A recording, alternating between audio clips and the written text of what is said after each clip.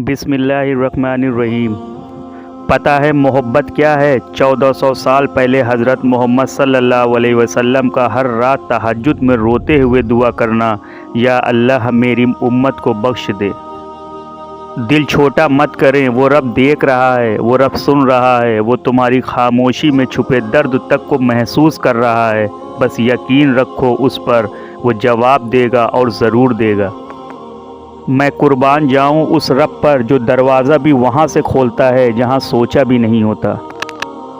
अगर अल्लाह कहता है बेशक हर मुश्किल के साथ आसानी है, तो यकीन रखना, क्योंकि अल्लाह की कही हर बात में हकीकत होती है। हमेशा हराम रिश्तों से दूर रहें तो हलाल रिश्तों में सब कुछ मिल जाएगा, मोहब्बत भी और इज़्ज़त भी। सब्र में कोई मुसीबत नहीं और रोने में कोई फ़ायदा नहीं।